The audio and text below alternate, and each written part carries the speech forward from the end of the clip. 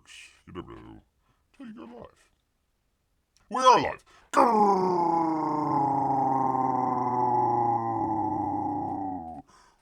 Greetings, humans. Greetings, and welcome back to another fun-filled episode. Bear here, 29-year veteran. Happy in the woods, people. Don't you know? Gosh dang it, that's where bears live.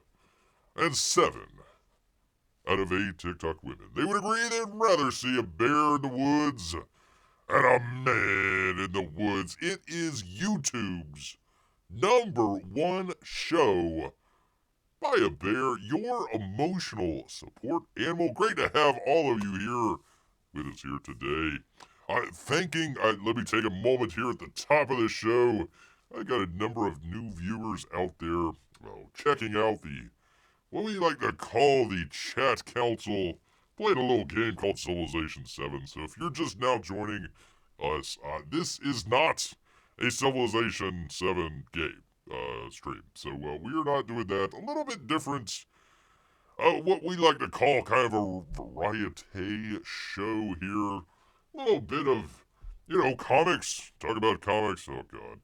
We talk about entertainment. Bear has been trying to separate himself from politics, getting away from all that, you run for president of the United States and lose pretty badly. You kind of want to drop out of sight for a little while, stay away from the politics. Not go to, I don't know, like an AI conference in Babylon about, how it's intelligent. But, it's also very artificial, so, we gotta keep that in mind and in context. How artificial the intelligence is in the computers. But great to have everyone here, including Amy. She says hi, Bear. Amy, we missed you the last time. Definitely needed you around for some sage advice. All I had was P-Money to tell me what to do.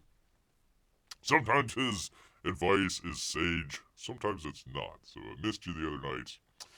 P-Money says, that water looks like the tide is rising. Hope Bear doesn't drown in his sleep after... No, I'm fine. I can float. We weakened our enemies yesterday, says P-Money, during our grand show against Harriet Tubman. So if anyone wants to check out the game, check out yesterday's live stream to see the Tubman Wars. Hashtag, go check it out, people. Definitely go check it out, people. So glad to have all of you here with us once again today. Sorry about the late start. Sometimes Bear collates everything together.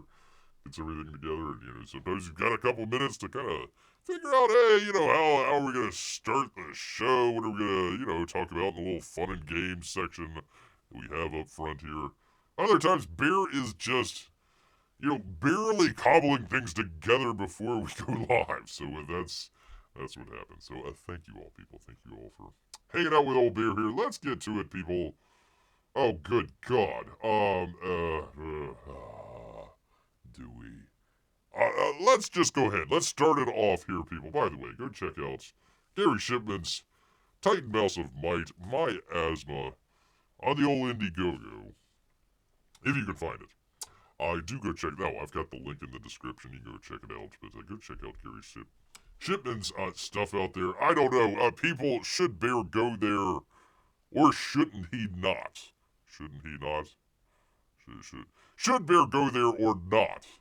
Let Bear know in the old chat. Gosh dang it, I want to stay away from the drama for your mama. But just in case somebody out there wants Bear's opinion, we can do that.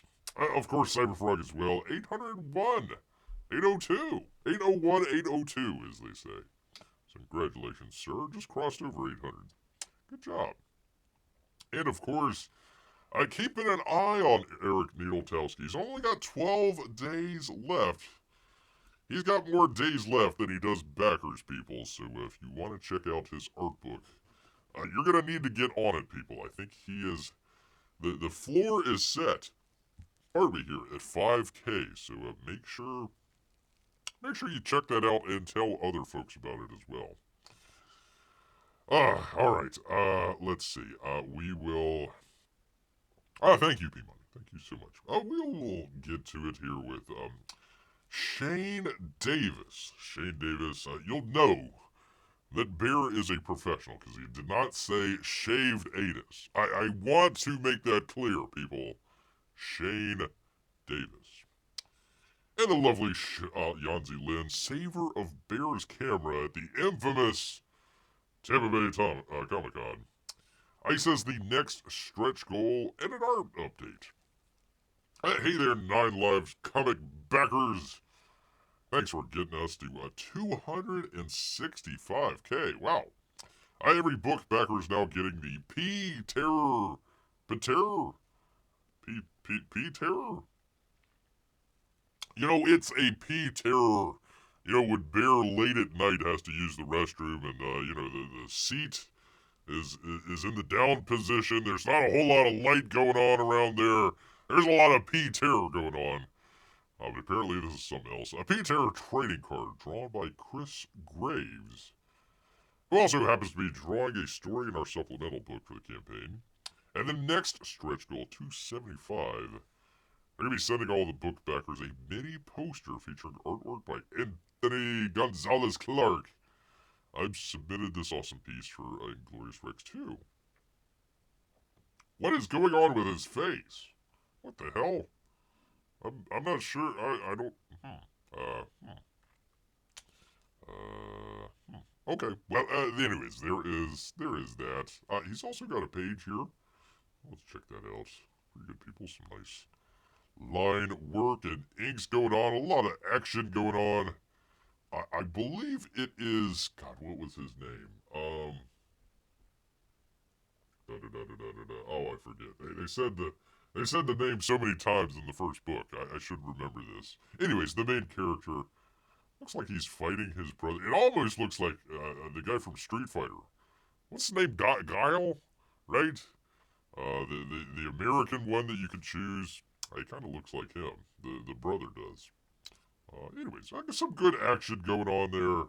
Some fighting and action going on, people. Fighting and action. Well, I'm P-Money, so I assume P-Terror is the same. Probably the old P-Terror. Merch fulfillment is set to begin in April. If you need to update your address, please contact them ASAP. And we always mail out our merch before we mail out our comics, so if you want to get one of those Tiger Cap 9 Lives comics, now's the time. They're closing out the campaign at the end of the month, towards the end of the month, so be sure to back if you have not. There are the links. It's down in the description, people, so it's already down there. Already down there for old Bear. Thank you, as always, for believing 9 Live Comics, because we believe in you. Aww. Right here, the feels. Right here, the feels. A Guile, played by the great Jean-Claude Van Darn. Van Darn. Cannot say his real name, unfortunately. So, anyways, there you go. If you want to check out a cap, I can continue to move on without going into much commentary, people. But I got to do it, people. I got to at least talk about this here. So let me bring it up. Thing with the thing. Nope, not that. Come on, Bear, for crying out loud. One of these days, we will do a professional show. And it's not going to be today. Not going to be today, people, but it will eventually, possibly, be a professional show. From Dan Fraga. We have not heard from Dan Fraga in a long time. And, oh boy, there's a lot going on there. Hail Black Flag fans. That's why Bear is a professional. You can say Black Flag. Black Flag. Hail Black Flag fans. Why do we gotta do the hail? Really? The hail? Do we gotta go there? With, war campaign for crying out loud? Are we still doing that? I live by a simple mantra, says Dan Fraga. Be and do your best. That's easy to say, but gosh darn it, it can be hard to do. And I won't pretend I've always lived up to it, but I strive for it. Every single day, he says. This book, your book, has been taking a long time in the making. The road to completion hasn't been smooth. There are pitfalls. obstacles and setbacks. Something that shook me to my core.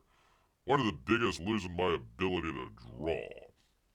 I can't even put into words the terror that came with that. Imagine knowing that everything you build, everything you love, could be slipping away, people. On top of that, I've got a family of 7. Holy moly. Like 5 of them are crisis actors. Depending on me, I had to make sure. I'm kidding, by the way. I had to make sure they were taken care of. I took on a day job that didn't require me to draw full time, giving me space to figure out what is wrong. Holy moly, this is a novel, people. And we did. Severe canal stenosis. A spinal surgery followed, and while the tremors are mostly gone, the pain in my neck apparently is John Malin. And shoulders is something I'm still battling. So he says, so now what? I keep pushing forward. My contract for the day job is almost up, and once that ends, I'm all in on finishing Black Flag Pineapple Perception. And it won't be an hour here, an hour there. And here is the promise. Even if I say hail, I'm not risking doing a salute. Very smart of you. I have about 24 pages left out of the 64 total, so he is like 2/3 done. Am I reading that right? About 2/3 done. And I am proud of every single one of those pages. My book is my legacy, and I'm eternally grateful to me, Bear. Thank you so much. I appreciate you. And fans who have supported this campaign. Huge thank to the bros. EVS Malin? Are we sure about that one? Cecil AZ. I have no idea who that is. Gary Shipman? Tug and Atska. Tug and Atska. We gotta remember Tug and Atska. Even though I have no idea who that is. And everyone who gave me a platform to spread the word. As a thank you, I put together something special for the fans package, packed with high-resolution goodness. I should have clicked on that beforehand, but I did not. But I do got a nice little page here if you want to check it out. There we go. Maybe a double page, I'm not sure. From here on, updates will be more sneak peeks, no spoilers, but enough to keep the excitement rolling. Which, by the way, again, as Bear said in the past, we've paid for the book. We've already paid for the book. You're putting out this stuff to keep people updated. You could probably put in the email, hey, spoilers ahead. If you don't want to look at it, just make sure that you know that there's spoilers ahead. But, it's like saying to the movie producer, I'm sorry, we can't tell you the ending of the movie that you've paid for. You just gotta trust us. You just gotta trust us here at the Joker 2. Folie de deux. We've got this under control, man. So yeah, I would say we need spoilers. You don't have to, but there you go. Maybe AZ is just thanking the great state of Arizona. I want to thank the great state, if I haven't already before, the great state of Arizona out there for all that they've done for Bear, including that thing, and the place over there that has all the spicy food. Thank you, Arizona. We appreciate you oh so very much. Let's see. Thank you, Black Flag fans. Whew, got through that one, people. I almost got it, people. Almost got it. Black Flag fans. Your support means everything to me. See you soon. And he has a PS about his next update, the refund policy here, people. Let me find out. 1 second. Where is it?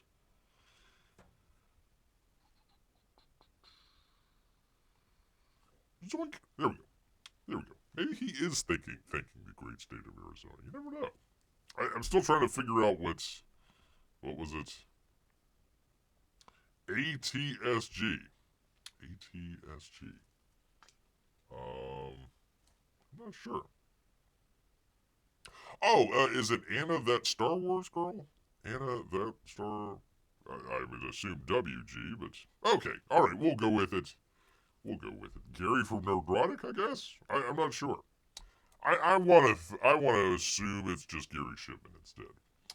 Anyways, update on Black Flag and refund policy. Hail, hail. As you know, independent publishing is a labor of passion and dedication. All funds raised from Black Flag were placed in an escrow and fully invested in the production covering art, printing materials, yada yada yada. This ensures we deliver the highest quality book you expect and deserve, people. Because of this, I'm not going to give you any refunds. That said, I want to assure you that Black Flag is still in active production, and we are working hard to make it worth the wait.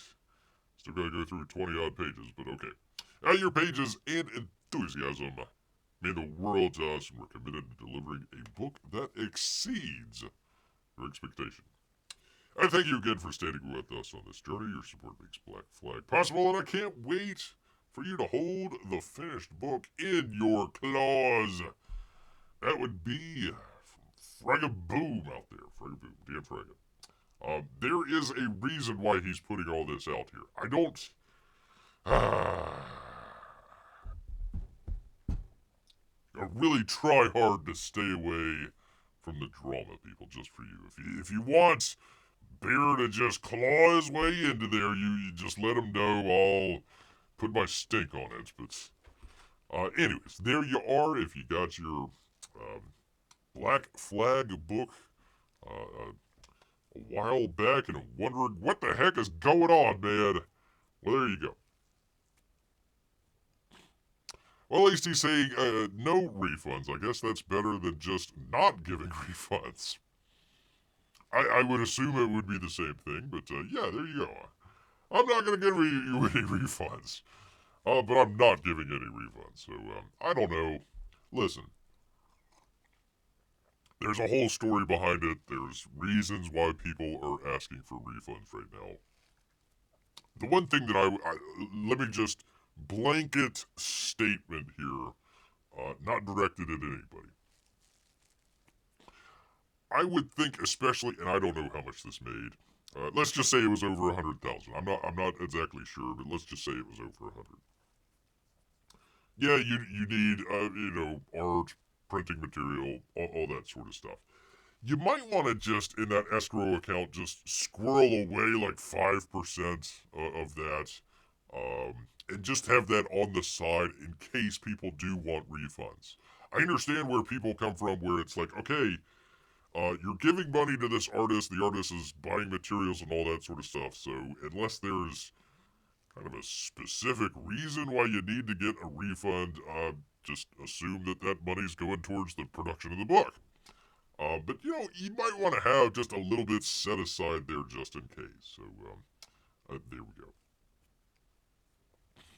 See, I don't want to know right now, Bear. I've avoided a lot of the comics drama lately. Oh boy.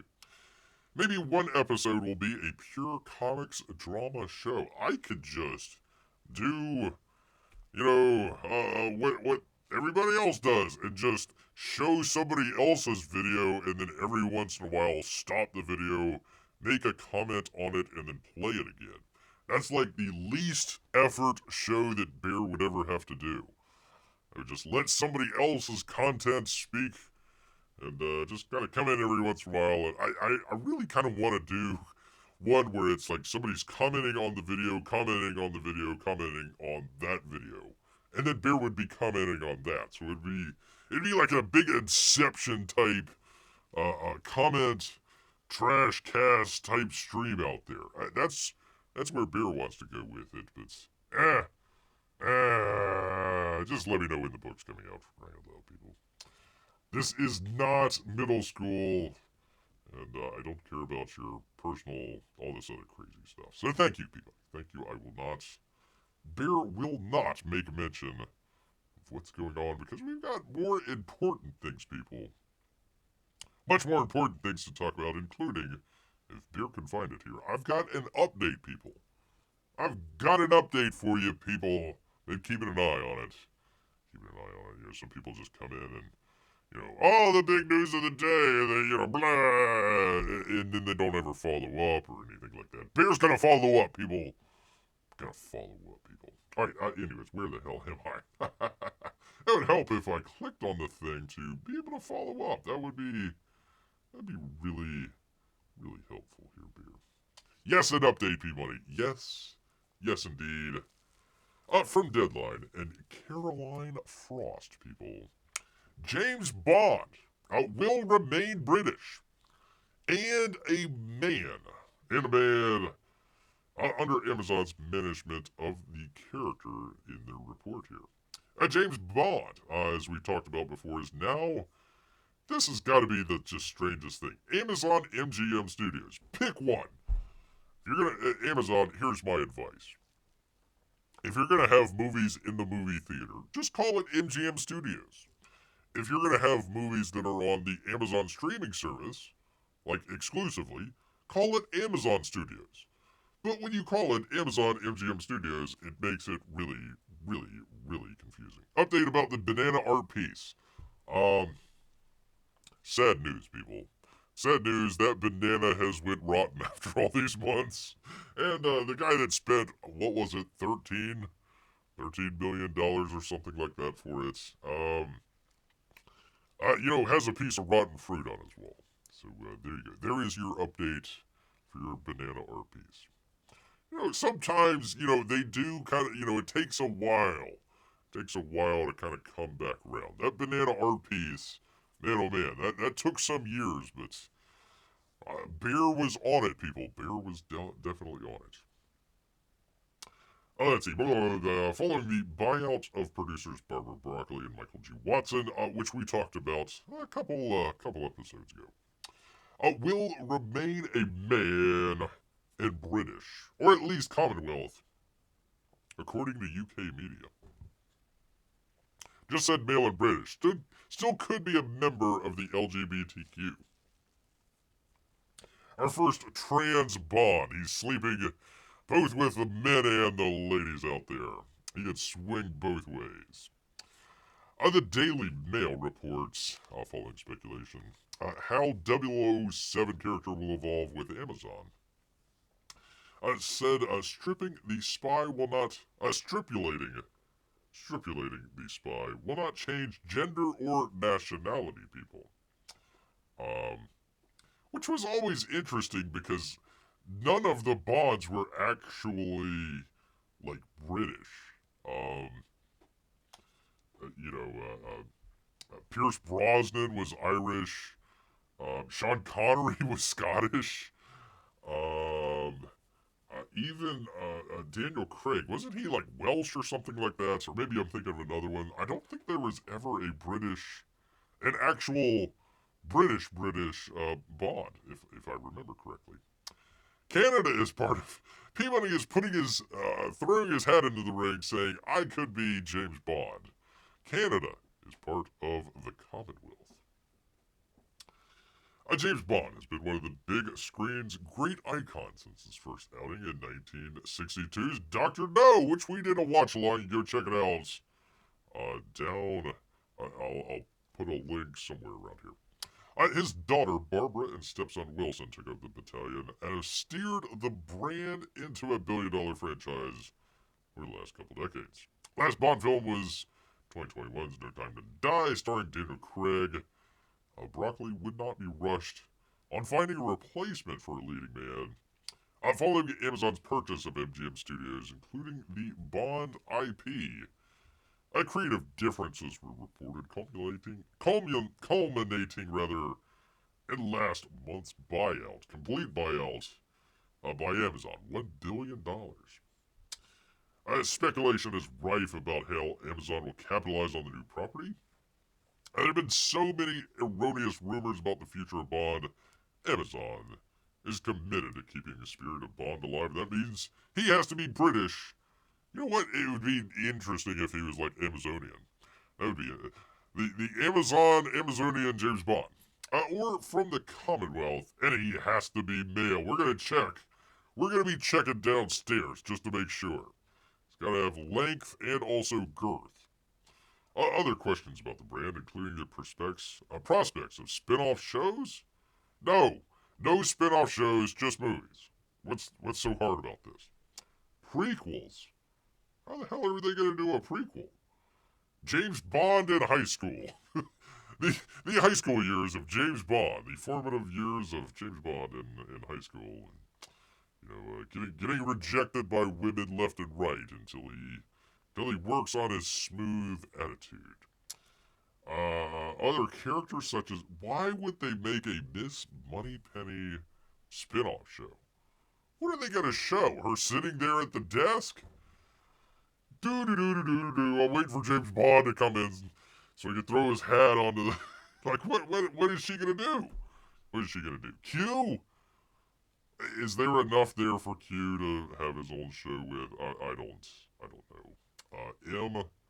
Maybe M. I would like to see maybe, like, if they're going to do a prequel, have maybe, like, if they're going to keep it modern, maybe have, like, a M prequel, what, like, in the 80s, 90s, 2000s, maybe? Have him there and maybe kind of, like a young James Bond, maybe? Maybe that could work? Maybe? I'm not so sure. I'm not so sure about that. Peabody says, I'll have my maple syrup shaken and not stirred. Good luck with that. I can see the bartender trying to shake maple syrup.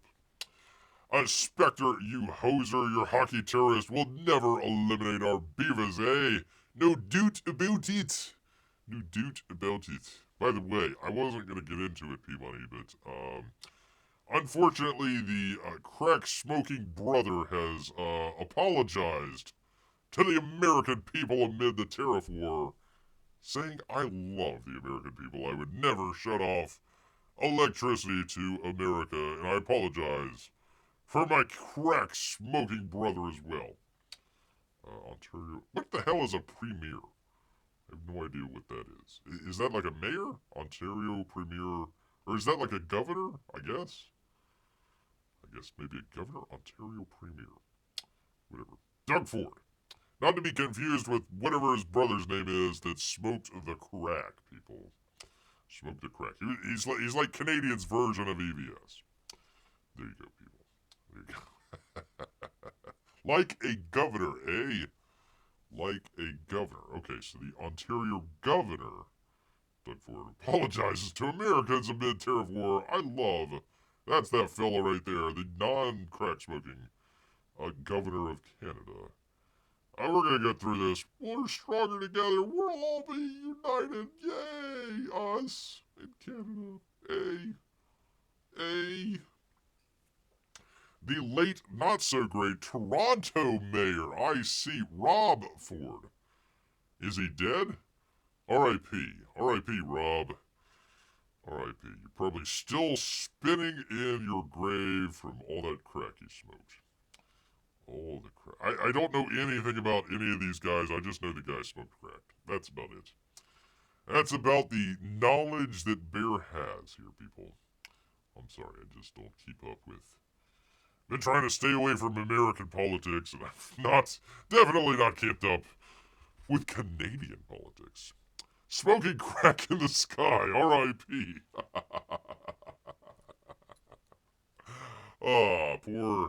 Poor Rob. Poor Rob out there. Died. Doing what he loved best, smoking crack. Oh, boy.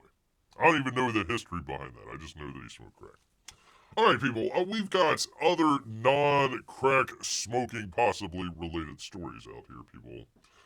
Including from Variety. How do you pronounce this? What the heck? Kari Erickson. I don't care, people. It's somebody at Variety. Mickey 17, which we talked about the last time, is just the first big risk for Warner Brothers. They must take. They didn't have to, but they must in 2025, people. The tepid, as they say, 19. They were hoping They were hoping for like 20 to 22 last beer checked. And wait a minute. That was in the infamous show that shall not be named. Because, it had a certain thing going on. Well, I can't show it here. The Powerpuff Girls yanked from YouTube. Nobody can see it. Nobody can see it except for you when it comes out in about a week or so on the archive, people. So go check it out. Keep an eye out on the old archive, people. But yeah, we were trying to talk about it the last time. If you were here with us, you would know what Bear's talking about. If you weren't, well, I'm sorry, you can't go and watch the show. But they were looking for what, 22 or something like that $1 million. They only made 19. Mickey's 17 over the weekend led many to highlight its difficult path to profitability off of a $118 million budget. That's right, Warner Brothers, $99 more million to go. I'm sure you'll get there at some point. Mickey 17, Mikey 17, whatever the hell, is just the start of what will be a year of high, not crack, just high anxiety at the studio. And yet it's the bumpy road Warner really has no choice but to take, they say. Oh, really? They have no choice. None whatsoever. Okay. Well, let's see what they got upcoming here, people. Let's see what they've got upcoming here. We see Mickey 17 there. $118 million alleged budget. $150 million for a Minecraft movie. Okay. Sure. They spent $300 million on a F1 movie.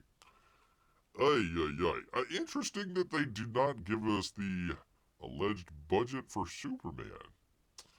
Interesting. Warner's also has more expensive tour gambles in the vein of Mickey 17 due later this year. Oh boy. Which, by the way, in case people get all twisted here, I would rather see a studio take a risk and completely bomb on the movie than not take a risk and just kind of deliver a generic, just, either action movie or superhero movie, your Marvel stuff nowadays. So I'd rather them take a chance. Hopefully one of them works, but the idea is to take a chance with movies that don't cost over $100 million. Ryan Cool, I always keep calling this guy Rooster Cooliger. Horror film Sinners is out in April, and Paul Thomas Anderson's One Battle After Another is currently slated for August. If you recall, Cooliger is known for delivering a $1 billion success to Disney and Marvel with Black Panther. I don't think they're going to see that on this one. While Anderson is highly praised as a filmmaker and has been for decades. Yeah, but I don't know that Paul Thomas Anderson has ever had a film that's made over, let's just say $50 million. That There Will Be Blood maybe is his most profitable film. I would imagine. I'd have to look it up. My goodness, says Peabody, what is F1 that's one expensive effing movie? He didn't say effing. I just threw that in there. Oh, we'll get to that. Let's see. Both directors of films for Warner this year come with a hefty price. Sinners reportedly cost $90 million to produce. One Battle After Another, well over $100 million. Like Pattinson, is it Pattinson? Pattinson.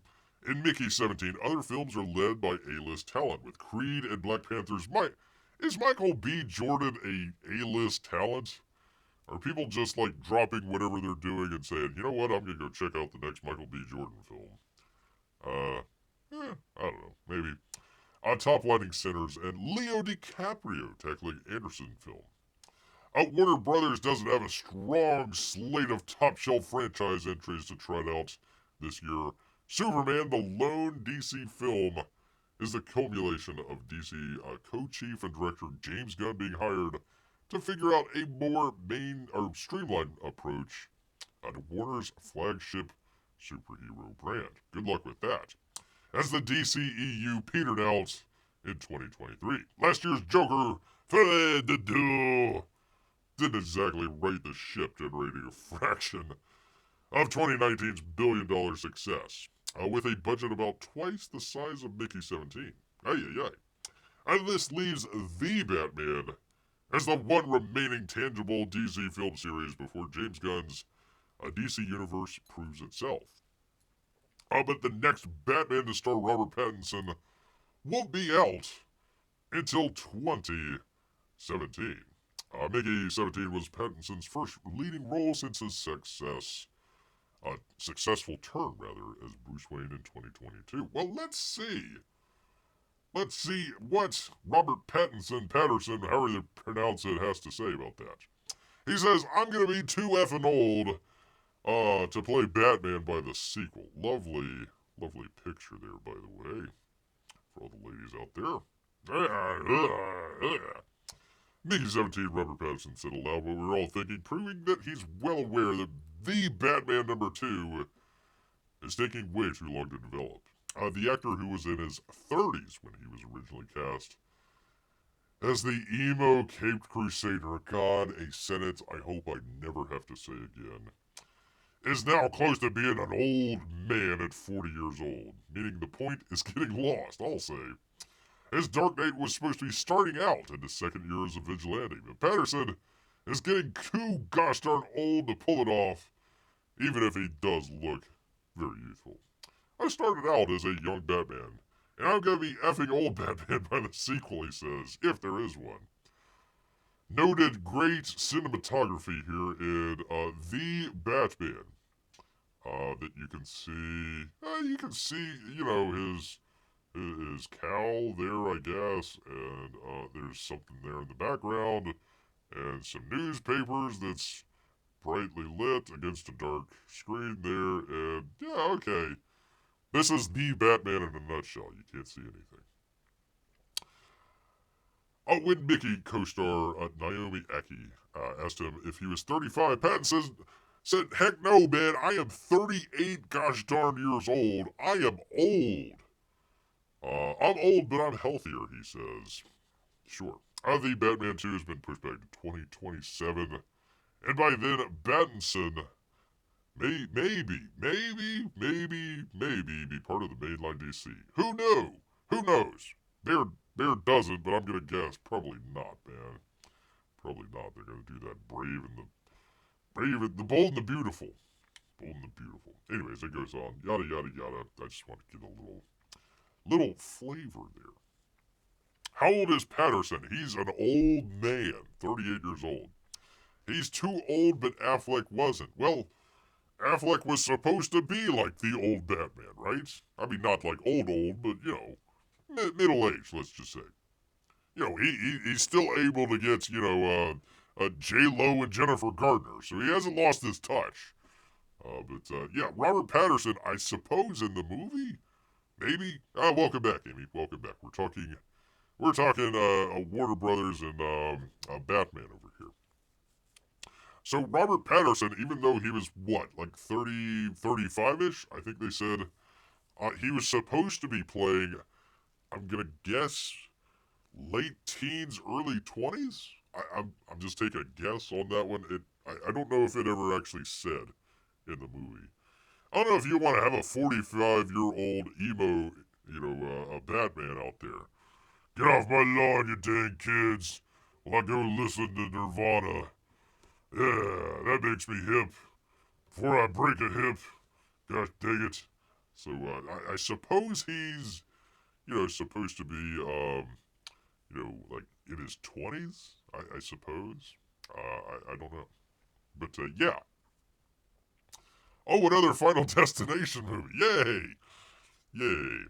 For those who don't know, The Batman is one of Bear's all-time favorite movies. They're getting more lights for this Batman movie. One would hope.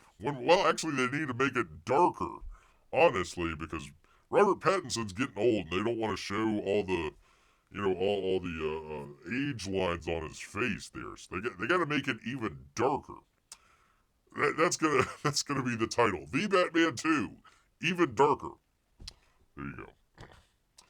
On what the studio does have, continuing back here, on 2025 is a return to more dominant, affordable franchise, such as The Conjuring, Final Destination, and Mortal Kombat. Rather than setting piles of money on fire to bring back fantastic beats. Whew. But before scrutinizing Mickey 17 any further, the film must be put into context of other cash gambles currently defining the film business. So here you go.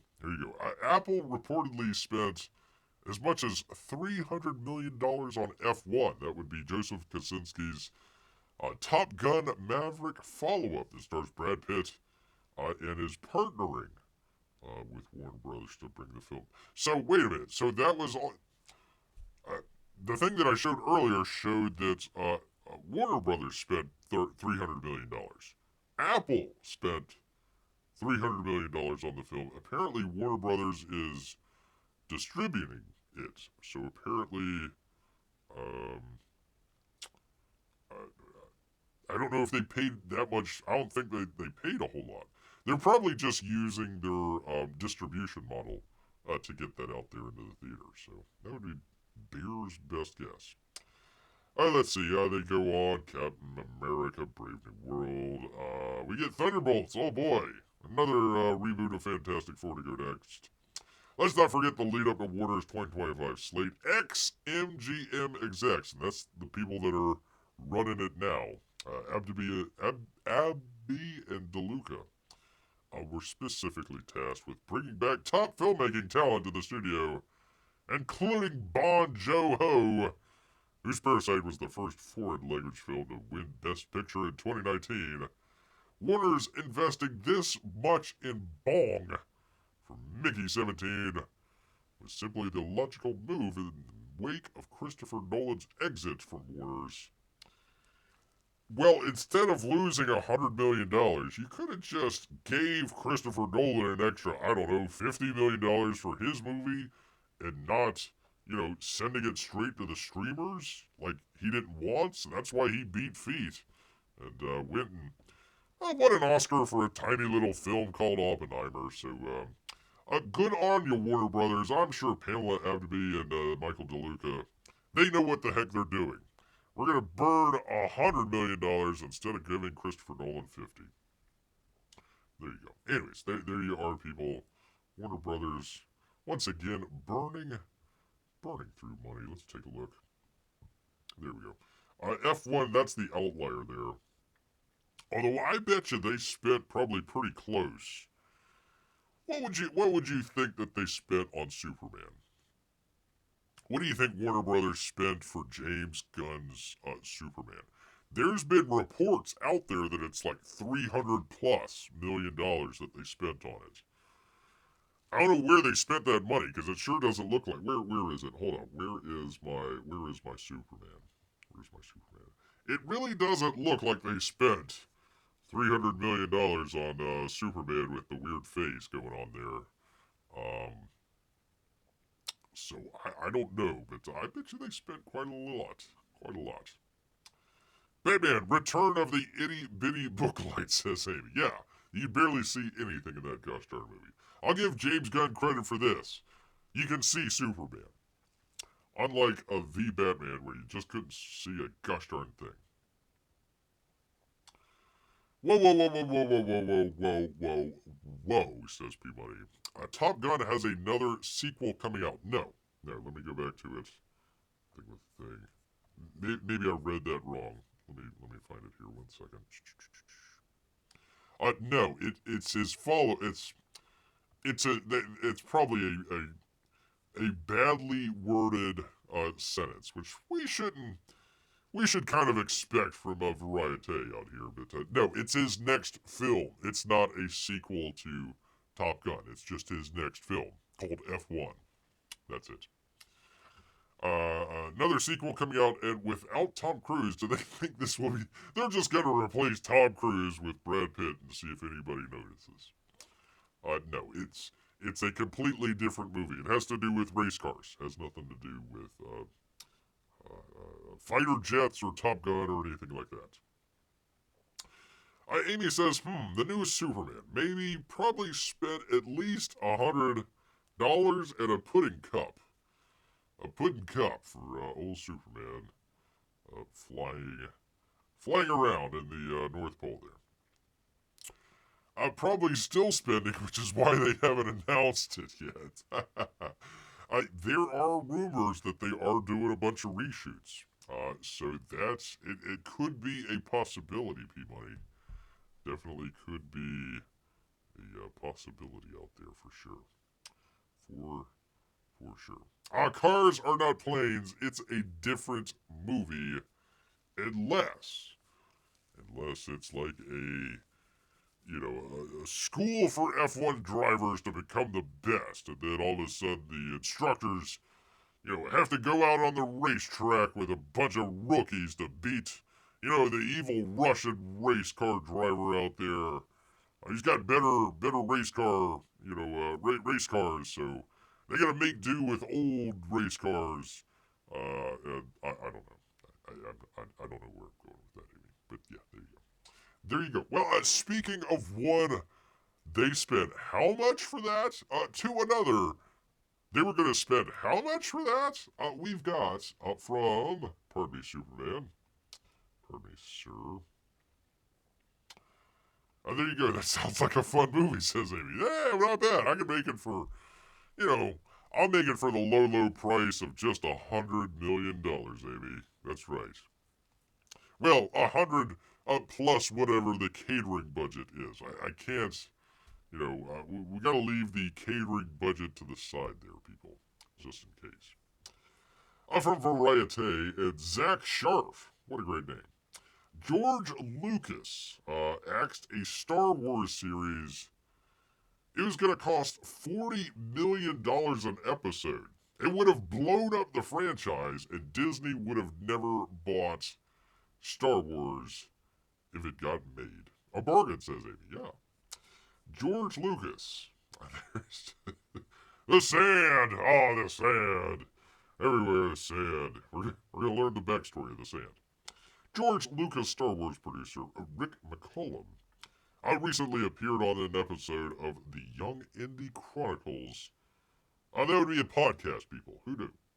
It teased what would have been Star Wars Underworld, which I think I've heard it in the past kind of described as what would happen if you took Star Wars and the TV show The Wire and merged them together. It was kind of supposed to be that sort of deal. $40 million an episode. How long were the episodes? 30 minutes? Maybe an hour? An ambitious television series that was one of the last Star Wars projects Lucas was working on before he sold the franchise to Disney in 2012 for a low price of $4 billion.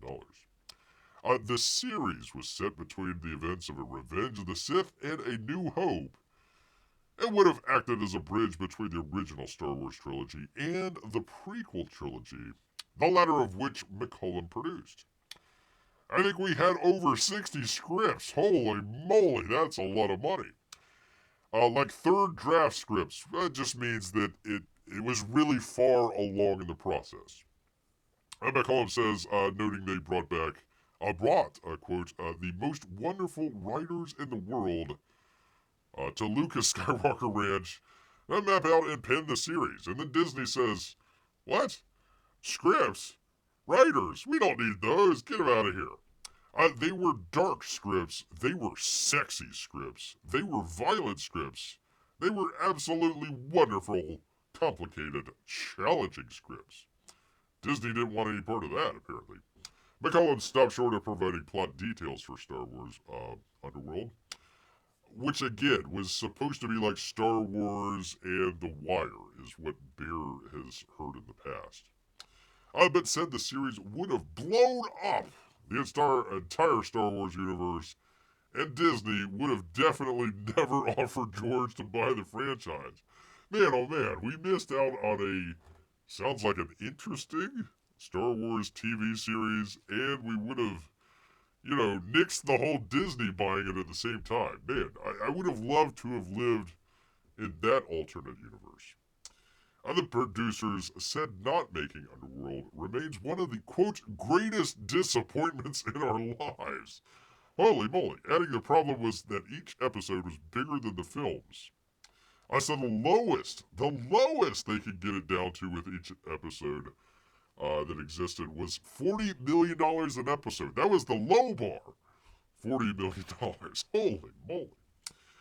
And who knows how many usually back then, 2012, that would have been a 20 to 24 episodes. So 40 times 20, that's getting up there, people. That's definitely up there. Underworld Star Wars. So a movie about the pit Fett fell into. I can see us making an origin story about the creature. Oh God. Probably, maybe Disney. It sounded like Lucas wanted to do something completely different. Amy says, you can't know that everyone would have loved your $40 million show. No, not $40 million show. $40 million for the cheapest episode. Again, 40 times 20 episodes. So you're getting quite up there. You're getting, you're into your $800 million range there. That's quite, for one season. The series effectively died when Disney purchased Lucasfilm, and Lucas exited his post at the company. Caffeine Kennedy, who joined Lucas in 2012 rather, as co-chair alongside Lucas, was named company president, and it all went downhill from there. She'd bring Star Wars to television years later with projects such as The Mandalorian, which, again, they're trying to do Star Wars on the cheap. I think George Lucas understood that Star Wars is big, it is epic, it is grand. So trying to do it on the cheap, just wasn't going to work. So I think we've seen that played out. The Book of Boba Fett, Andor, which I've heard is good, but I don't know. Skeleton Crew, whatever. And the great films Last Jedi and The Return of Skywalker. Lucas said in an interview in 2020 that it was very painful selling his company to Disney and giving up control of the Star Wars franchise. At the time I was starting the next trilogy, I talked to the actors, and I was starting to gear up, he said. Let's see, I explained at the time about why he sold Lucasfilm to Disney. I was also about to have a daughter. With my wife, that's usually how it works, George. It takes 10 years to make a daughter. 10 years to make a trilogy. Episodes 1 to 3 took from 95 to 2005. I'd still be working on episode 9. In 2012, I was 69. So the question was, am I going to keep doing this show for the rest of my life? Do I want to go through this again? Finally, I decided I'd rather raise my daughter than give anybody else another Star Wars movie by George Lucas. Lucas contemplating not putting Lucasfilm up for sale, instead have somebody else run the production of his planned sequel trilogy. But at the end, he says, why bother? I spent my life creating Star Wars. 40 years, he says. Almost as old as Robert Pattinson. And giving it up was very, very painful, he added. But it was the right thing to do. I thought I was going to have a little bit more to say about the next 3 because I've already started them. But they, being Disney, decided they wanted to do something else, and that something else was something crap. Things don't always work out the way you want. Life is like that. Womp, womp, womp. So instead of having a Star Wars TV show, which would have been the most expensive show, at least until the Amazon, what was it? The Game of, no, not Game of Thrones. What's the one? The Lord of the Rings. Other than that show, one of the most expensive series ever made, and George Lucas coming back to do another 3 movies. We get the Skeleton Crew and the Disney movie trilogy, The Return of Skywalker, and all that stuff. Sometimes the events of mankind, it can go one way or could go another way, and we'll never see. We'll never see what was going to be what George Lucas had in mind there. Well, you can't blame someone for showing a show with that budget. Yeah, probably he would have to find somebody to co-produce that with. Oh my goodness, how old did he have that daughter? Says somebody. So he was 69 apparently. So there you go. That answers that. I was impressed with Trump having Barrett in his 60s. I give Lucas credit too. Lucas was getting on, man. I mean, if you want to just picture it in your mind, George Lucas just getting it on with his wife at age 69, saying, you know what, I'm enjoying what I'm doing. I'm not going to do another Star Wars film or TV show, people. That's what Bear is here for, to put those little nuggets into your brain there, people. Into your brain, people. All right, and finally, people, speaking of nuggets, you might want to stock up on nuggets, people. From the New York Post. I'm sure P-Money is just enthusiastic to hear that. That and what's his face? Doug Ford, not the crackhead. It's his brother. It's his brother instead. I'm sure they're both thrilled to hear this news. Tariffs may raise already inflated food prices. So here's what to stock up on, people. According to Brooke Steinberg over at the New York Post. She says there's no end in sight for the rising cost of food, unless you catch it yourself. Out there in the river with your own claws, people. Catch those fish with your own claws. On the heels of post-pandemic inflation, price tags at the grocery store are expected to multiply yet again once El Presidente Trump's tariffs against Mexico and Snow Mexico go into effect.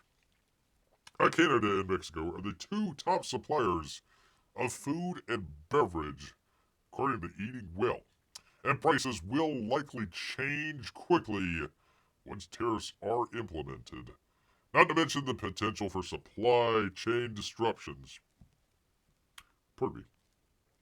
While demand stays high, people. Food items such as beef, seafood, no!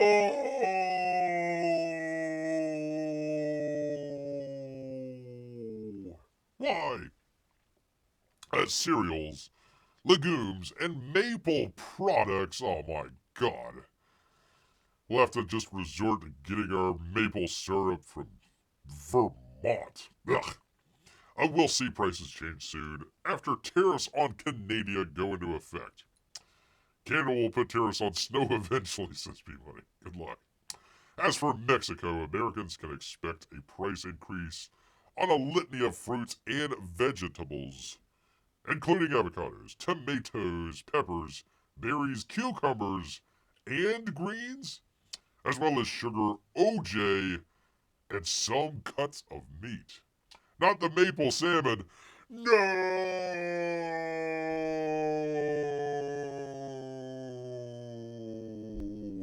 Why? Some people might be wondering if it's time to stock up on these foods. Remembering way back with the old Wu flu, where people are stocking up on things such as toilet paper. God, we remember that. You just go in the woods, people. You just go in the woods. My husband insists on walking around in the neighborhood in nothing but a bathrobe. I missed out on that news story. Man, oh man. I'm the world's most perfect woman. Not bear, I'm talking about the story. I'm the world's most perfect woman. I've had so much surgery, I was stopped at the airport for my unrecognizable passport. I'm sure that's why you were stopped in the airport, for sure. According to experts, back to the story, it's always a good idea to buy in bulk what you consume regularly for better prices. Tariffs or no tariffs. But be sure not to get items that you don't regularly use so it doesn't go to waste. Wow, what a great. So buy things in bulk that you use, but don't buy things in bulk that you don't use. Thrilling. Here are some foods you should be prepared to stock up on before tariffs come into effect, people. That'd be meat and seafood. No! Not my Canadian seafood. No! Honey, we are traveling to Ontario to go to the maple trees and get our own syrup, says Peabody. And crack, too, apparently. Let's see. According to the Department of Agriculture, that's our Department of Agriculture, more than half of fresh red meat imported to the U.S. comes from Snow, Mexico. What? It does? What about... They're taking jobs our American cattle should have. Well, not jobs. I mean, you know... They're killing Canadian cows that they should kill American cows for. Or something. We'll work it out. I'm gonna workshop this. I'll workshop it, people. Canada also supplies the U.S. with poultry and prepared meats, including processed meats such as smoked sausage and cured ham. No! What will I do without my cured ham? As well as seafood, particularly shellfish. No! What will I do? Oh, that's right. I live on the Gulf of America. That's right. When stocking up on meat and seafood, be sure to put it in an airtight food storage bag. In the back of the freezer. It's going to last 3 to 6 months. After that, you're on your own. Vacuum-sealed products and certain meats may last longer, people. So stock up. Stock up now, people. Time is running out. Canadian cows are more polite when you slaughter them than American cows, which gets you a lot of lip right before they go to the slaughterhouse. Nuts! Nuts! Nuts. While Vietnam is the largest exporter of nuts to America, Mexico comes in at number 2. So price increases can still be expected. Plus, when it comes to ground nuts, Mexico is the top exporter to the U.S., which can affect some gluten-free flour alternatives, people. Nuts can be stored in unopened product bags or in airtight freezer bags in the freezer for up to a year. So get your Vietnam nuts. Wait a minute. Get your nuts from Vietnam. Wait, okay. Get your, I don't know how to say this without it sounding dirty. People, go buy some Vietnam nuts before it's too late, people. Before it's too late. Canned legumes, no!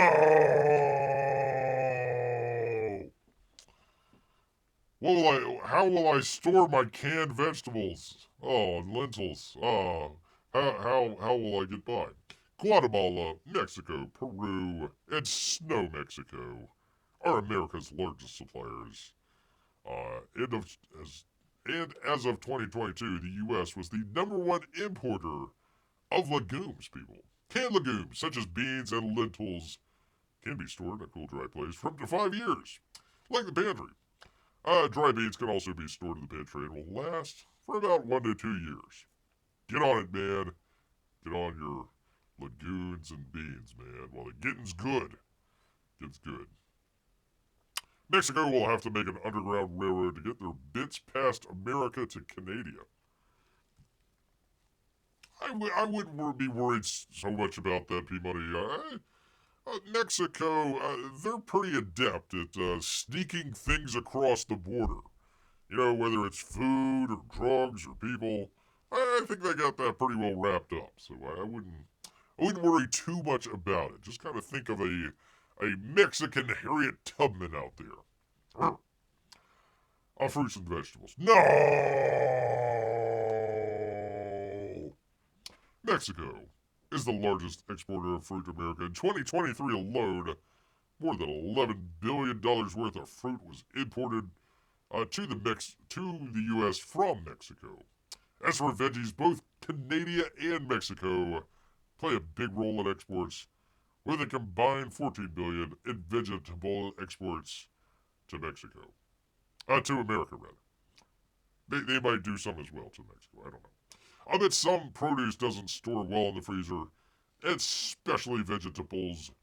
So it's best to buy frozen fruits and vegetables if you're going to stock up and buy in bulk, people. Frozen fruits and veggies are already flash frozen to maximize freshness and to preserve their nutrients. So you can't be like this lady. Take a drink here and buy it fresh. You gotta buy it frozen or in a can, man. Mexican mafia are no longer trafficking drugs, instead trafficking cashews. Psst, psst, hey, you over there. Yeah, hey, come here. You want some black market beans? Huh? What about some black market vegetables? Seafood, perhaps? Come on, SA, you can do it. You can do it. I can see that. I can definitely see that, people. So there you go, people. There you are. Stock up while the stocking is good. And get your meats, seafoods, vegetables, and of course your nuts. Make sure you know where your nuts are at, people. Otherwise, you'll go nuts. You'll go nuts without nuts. Go nuts without nuts. Black market beef and cashews, says Amy. There you go. You gotta have your... Hey, man. Hey, SA. Don't you want some black market nuts? No, not that kind. No. I'm not that kind of guy. No, just, like cashews, man. Cashews. Yeah. I mean, we can't afford meat already, so no real loss, says Amy. Well, it's gonna be, 50% higher, probably. So I just want everybody to know out there it might. They're talking about, oh yeah, tariffs, no big deal. Everybody else is gonna pay for all this stuff. Not to be a bother. It's like, well, wait a minute. If we're getting tariffs placed on stuff, doesn't that mean the price is gonna go up? Oh yeah, don't worry about it. Yeah, they'll buckle soon. Canadian will buckle under. Like, well, wait a minute. If we're using our tariffs, to supplement our income, what happens with, these other countries? What happens if they start to like the tariffs? And they're getting money too. I mean, what happens then? So, yeah, it's going to be fun, people. So, food prices on the way up, people. On the way up. Thanks to Mexico and Canada, a.k.a. Snow Mexico, people. And, of course, a government shutdown, likely. Oh, all right. I don't care about that. I want to know about the world's most perfect woman and getting stopped in the airport. Actually, I want to know more about the husband just walking around the neighborhood in only his, what was it? What was he walking around in? In a bathroom. I'd rather see the perfect woman walking around the neighborhood in nothing but a bathroom, but that's just beer. That's just beer, people. A beer with a dream, man. Just a beer with a dream, people. Enjoying my spring break, relaxing. I would like to say, people, you got to the end of the show, so thank you for bearing with Bear here. But if you haven't already, couldn't already tell, it's pollen season here, people, and literally Bear is covered. I'm almost yellow now, people. Literally almost yellow. I've been covered in pollen. It's affecting the old throat, the old nose as well. Ay. So thank you for putting up with old Bear here as he tries to struggle through pollen season. But we're enjoying the spring break, and all the spring breakers coming down and getting sloshed and just passing out on the beach left and right. And, you get like completely burnt on one side of your body as you're passed out, and you're still white as the snow on the other side. So you look like half of a lobster out there. Half of a lobster. What? Oh my gosh, are you guys going to be okay? Asked Amy. Yeah, I'm fine. Oh, wait, hold on. Just glad you guys in Florida, you won't be affected by the Ontario cutting off the electricity. Yeah, they already walked that back, so I'm not worried about it. Plus, we've got our own electricity here. We don't need to get it from Canada. We've got plenty of sunshine. I think we can work it out. Are they getting their power back on soon? No, Amy, since you've asked, let me go back. go back here. Let me find it. Thing with the thing. Luckily, Bear had it in his back pocket. If nothing else than to make fun of P-Money. But no, this guy here, Doug Ford, he was going to cut off the electricity. And then he did a 180 and says, I want to apologize to the American people. I spent 20 years of my life in the U.S. and New Jersey. Well, New Jersey, we'll count it. In Chicago, terrible. I love American people. I absolutely love them, he says. So they're not going to do it. We're going to get through this. We're going to get stronger. Yada, yada, yada. Said no, they are not going to cut off the electricity. Here we go. This interview just comes out after Ford stood down a tariff battle against Trump. He announced a 25% surcharge on electricity exports to the U.S., but then quickly suspended it after Trump responded with an increase of an additional 25% on Canadian aluminum and steel. Ontario's energy service price increase would have affected America's near the Great Lakes, Michigan, Minnesota, and New York, which, listen, go ahead, be my guest. Be my guest. Ford and Lutnick announced in Tuesday on a joint statement that they avoided the international escalation and will meet in D.C. this week to resolve issues when Canada becomes America's 51st state, people. 51st state. So there you go, people. There is that. He does not smoke crack. That is his brother. Recently departed brother out there, people. So Canada is not for sale. He's got to put it in both English and in French. Just in case. Just in case. He says, I'm glad everyone is all right then. Yeah, it was a hullabaloo about nothing, Amy. I thought it was going to be like rolling brownouts in Cali. No, we're not going to. We won't put up with that. Well, maybe New York will, but Florida wouldn't. Not us, Amy. We're all right, man. We're all right. We're gonna make do. We're gonna make do with or without Canadian electricity, people. Maybe you know what we can do, Amy, is we can charge a 25% tariff on all of the Canadian spring breakers that come to Florida. That might be a way to at least be able to afford the price of meat. Definitely an idea out there. I was in Ontario in the early 2000s during the famous blackout caused by a tree hitting a power line, and it knocked out like most of the northeast corridor for like 2 days. That was fun. That was interesting. Everybody behaved themselves at that time. Not anymore.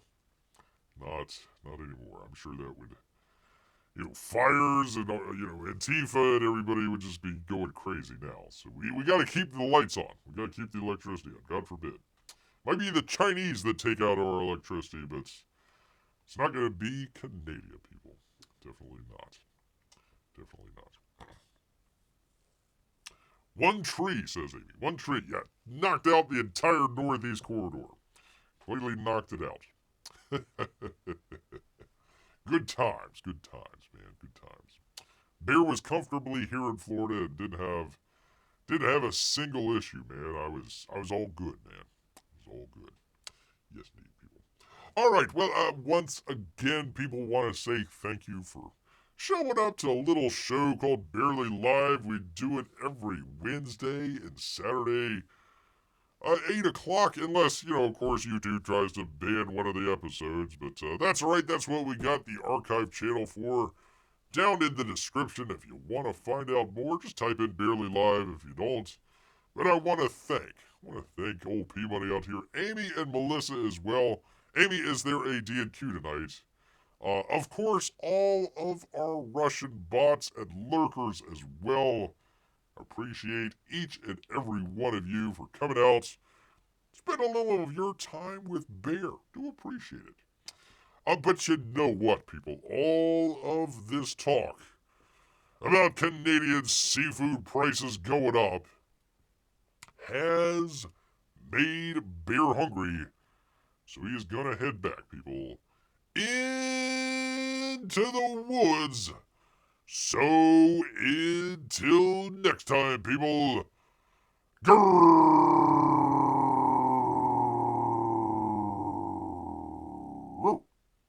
Okay, night everyone.